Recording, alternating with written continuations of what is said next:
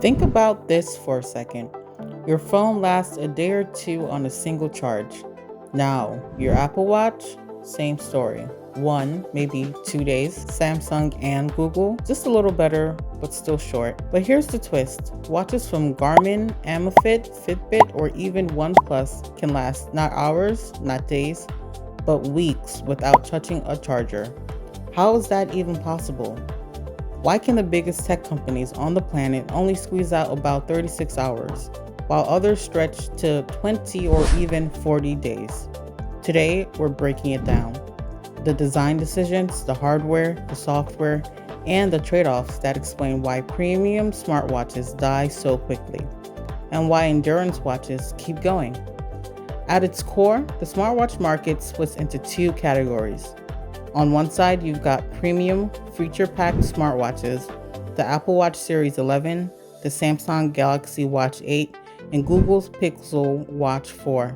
They give you a mini computer on your wrist, apps, calls, payments, Siri, Google Assistant, even ECG scans. But the trade-off? Battery life measured in hours, not weeks. On the other side, endurance-focused models, Garmin Enduro 3 Solar lasts 40 days. Amazfit's T-Rex pushes nearly a month. Fitbit Charge 6 gives you a week straight. OnePlus Watch 3 offers 5 to 16 days. These are designed for athletes, travelers, adventurers, people who don't want to think about charging. The second culprit, the brains inside. Apple's S9 chip is practically a tiny iPhone processor, dual-core, neural engine, and AI acceleration. It powers Siri, animations, apps, and health tracking. But that muscle burns a lot of energy. Samsung and Google are similar. High-performance chips for smooth app usage.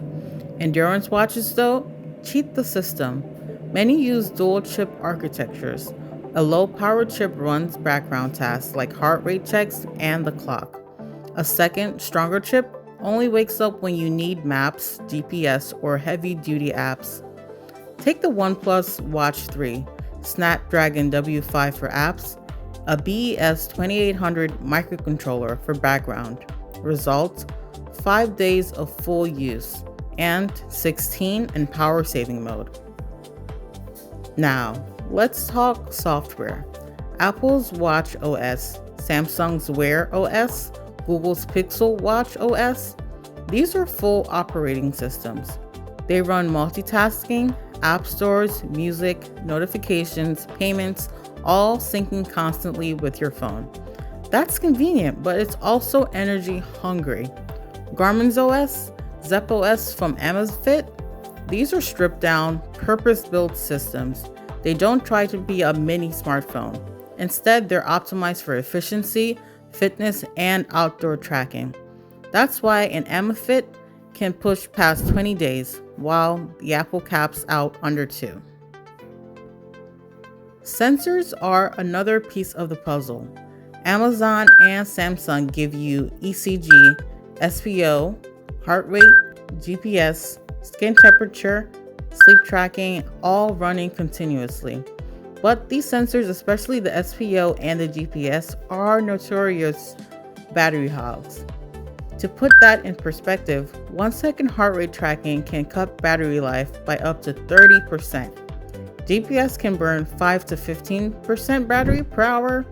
Apple Watch Ultra 2 gives you about 12 hours of GPS.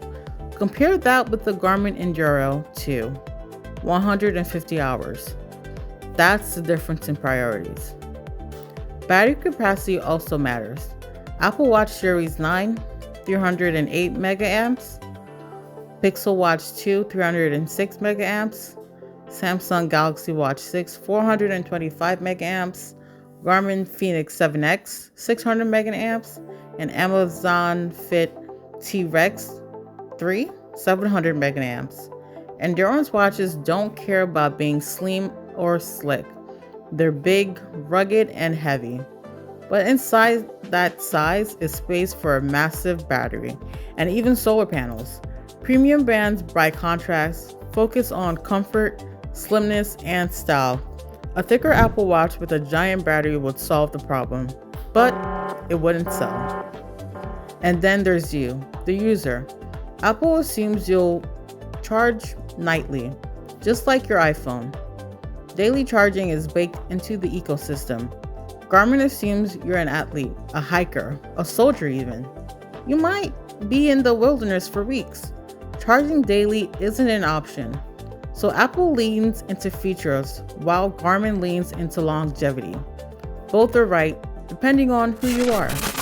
So what's next? Two breakthroughs could change everything. Solid-state batteries, higher energy density, smaller size, longer life. Samsung is already developing them. Micro LED displays, as vivid as OLED, but with dramatically better efficiency. Apple's rumored to bring this tech to future Apple Watches, AI power management. Watches learning your habits, dynamically turning features on and off, stretching battery intelligently. So why do Apple, Samsung, and Google last just 1 or 2 days, while Garmin, Amazfit, Fitbit, and OnePlus last weeks? Because they're building different products. Premium watches are tiny smartphones on your wrist. Endurance watches are survival tools and training partners. One gives you power, the other gives you patience. Until new technologies like solid-state batteries arrive, this divide isn't going anywhere. So, you have to ask yourself, do you want a pocket computer on your wrist or a battery beast that never quits?